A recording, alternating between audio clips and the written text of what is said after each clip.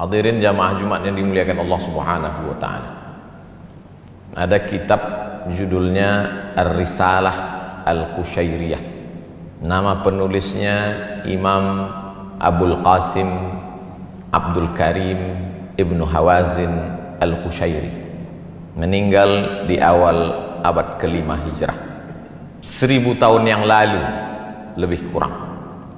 Di situ dia bercerita tentang seorang laki-laki yang soleh. Soleh artinya baik, baik cakapnya, baik akidahnya, baik akhlaknya, baik tutur kata, santun budi pekertinya. Salatnya cukup, zakatnya penuh, sedekahnya tak terhitung lagi, sopan santunnya tak menyinggung perasaan orang lain. Tapi ternyata setelah dia mati, meninggal dunia, hisabnya lama sekali. Dilihatlah buku catatannya, apalah agaknya yang membuat hisab ini begitu lama? Adakah dia membunuh orang? Tak ada. Pernahkah dia menyakiti hati orang? Tidak. Karena santun, tersenyum. Ternyata pada suatu malam dia pergi kenduri undangan. Dalam kenduri itu disuguhkanlah makanan daging kambing. Ketika dimakan kambing itu, ada 1, 2, 3 ruas dikunyah, tersangkut di giginya, ditarik-tarik dengan lidah, tak juga mau ikut tertelan. Mengganggu terasa di mulut. Sampai di tengah jalan tak sabar untuk sampai ke rumah. Dia lihat ada pokok kayu ranting kecil di depan rumah orang. Lalu dia petik ranting itu. Dia congkelkan ke daging yang menyangkut di celah gigi.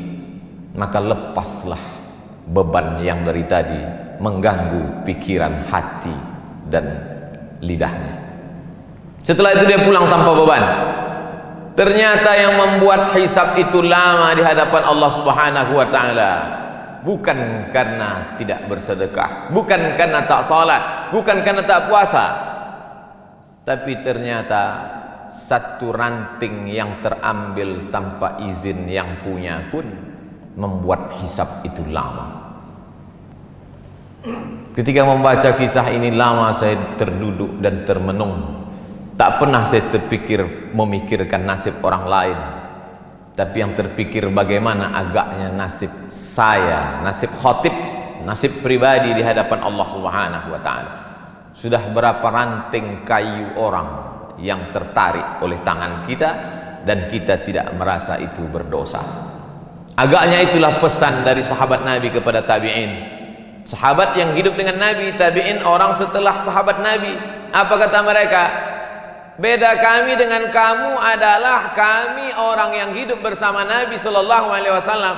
Salat kami sama dengan kamu, puasa kami sama dengan puasa kamu, sedekah kami sama dengan sedekah kamu, Al-Quran kami sama dengan Al-Quran kamu. Bedanya kami melihat dosa sebesar ujung rambut itu sangat besar, dan kalian menganggap dosa kecil itu remeh-temeh saja. Oleh sebab itu hari Jumat, bulan baik, agung dan mulia, bulan peningkatan, bulan Syawal, bulan setelah Ramadan yang diagungkan, dimuliakan Allah Subhanahu wa taala. Diberikan pula kita kesempatan hidup pada hari Sayyidul Ayyam. Merenunglah kita sejenak. Jangan-jangan 1, 2, 3 ranting itu membuat kita begitu lama hisab di hadapan Allah Subhanahu wa taala.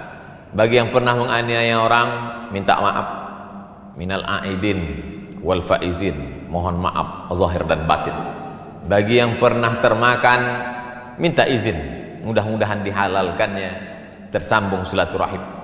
Apakah Nabi Muhammad sallallahu alaihi wasallam, pemimpin segala nabi dan rasul, sayyidul kaun, seluruh makhluk di atas muka bumi, malaikat-malaikat di langit, pemimpinnya adalah Muhammad sallallahu alaihi wasallam. Apakah lepas dia dari sangkutan-sangkutan ranting ini? Hari Rabu Nabi naik ke atas mimbar. Hari Senin beliau meninggal. 5 hari sebelum meninggal, Khamis, Jumat, Sabtu, Ahad, Senin. Hari Rabu beliau naik ke atas mimbar. Man kuntu jalattu lahu zahran. Siapa yang pundaknya pernah tercambuk olehku. Saat aku menyambuk kuda, lalu ada orang bersembunyi di balik kuda itu, ujung cambuk terkena pundaknya. Hadza zahri. Ini pundak Muhammad. Silakan balas. Silakan balas sahabat. Daripada aku mencari kalian nanti di padang mahsyar di akhirat, lebih baiklah kalian balas sekarang. Man kuntu syatamtu lahu irdan. Kata-kataku kasar, menyinggung perasaan, sakit hatinya. Dia tak membalas, segan karena aku nabi. Maka inilah masanya. Hadza irdi. Ini harga diri Muhammad. Balaslah. Nabi sedang menunjukkan bahwa dia pun tetap meminta maaf atas apa yang pernah dia lakukan, baik yang zahir, pundak tercambuk, maupun batin, hati yang tersinggung. Cukupkah dengan solat tarawih 30 malam lengkap dengan witir, tahajud, solat sunat pagi, awabin, isyraq? Cukupkah dengan zikir, membaca Al-Quran, khatam berkali-kali? Tak lepas, wahai jamaah Jumat yang dimuliakan Allah Subhanahu wa ta'ala. Kalaulah satu ranting membuat kita terhisap begitu lama, lalu bagaimana dengan orang yang sengaja memotong, mengambil, menggarap, menghabisi, lalu kemudian menganggap cukup tertebus dengan labbaik Allahumma labbaik, cukup ditebus dengan umrah, cukup ditebus dengan munajat di pintu Ka'bah. Begitu banyak yang membuat kita ada sangkutan-sangkutan di padang mahsyar. Makanya kata Nabi, ittaquz zulma. Jangan kamu aniaya orang, jangan kamu zalimi orang. Fa inna zulma zulumatun yaumal qiyamah. Karena perbuatan aniaya akan menjadi kegelapan pada hari kiamat. Mohon maaf, ada saudaraku yang digelapkan Allah di atas dunia ini, lahir dalam keadaan, maaf sekali lagi, buta. Tapi gelapnya itu ada hikmah. Matanya tak pernah berdosa. Di akhirat dia akan terang benderang. Tapi ada orang-orang yang di dunia ini terang benderang melihat, dan di akhirat dia komplain, ya Rabbi lima hasyartani a'ma wa qad kuntu basira. Mengapa aku dibangkitkan dalam keadaan buta, padahal dulu aku di dunia bisa melihat? Allah menjawab, laqad atatka ayatuna. Ayat-ayat kami telah sampai kepadamu. Nabi Muhammad sudah menyampaikan, meninggal Nabi diwarisi oleh para ulama, al-ulama warasatul anbiya. Tapi kau tak pernah mau tahu. Atatka ayatuna fanasitaha. Ayat-ayat kami sudah kami turunkan tapi kau lupa. Fakadzalikal yauma tunsa. Orang yang lupa maka hukumannya dilupakan. Jangan pernah lupa dengan security kita, cleaning service, office boy, tukang cuci, tukang kebun kita. Mereka orang-orang yang kita remeh-temehkan, kita rendahkan. Berapa tetes peluh keringatnya kita telan. Mereka hanya tersenyum saja. Dia akan datang menghadap. Di musim COVID-19 ini kami tidak ada uang tambahan, Pak. Anak kami juga perlu bayar uang sekolah. Karena wabah tetap ada, sekolah libur tapi uang sekolah tidak libur. Mereka hanya mampu tersenyum kalau kita katakan. Orang-orang kaya yang hebat dan gagah perkasa itu akan berkata, tidak ada uang, gaji ditunda. Mereka tidak melawan, mereka hanya tersenyum. Mereka hamba Allah yang lemah. Tapi ingatlah, hisab kita terlalu lama. Irhamu man fil ardi yarhamukum man fis sama. Berkasih sayang kamu kepada hamba-hamba Allah yang lemah di atas dunia, maka Allah akan sayang kepada kamu. Seorang laki-laki duduk di dekat Nabi Muhammad sallallahu alaihi wasallam. Nabi duduk memeluk cium Sayyidina Al-Hasan dan Sayyidina Al-Husain, anak kesayangan buah hati Fatimah, pernikahan dari Sayyidina Ali bin Abi Thalib radhiyallahu anhum ajma'in. Apa kata si Arab Badui yang duduk di samping Nabi? 10 anakku, satu pun tak pernah kucium. Apa jawab Nabi? Man la yarham la yurham, man la yarham la yurham. Siapa yang tak ada rasa kasih sayang kepada makhluk, maka tak akan mungkin turun kasih sayang Allah kepadanya.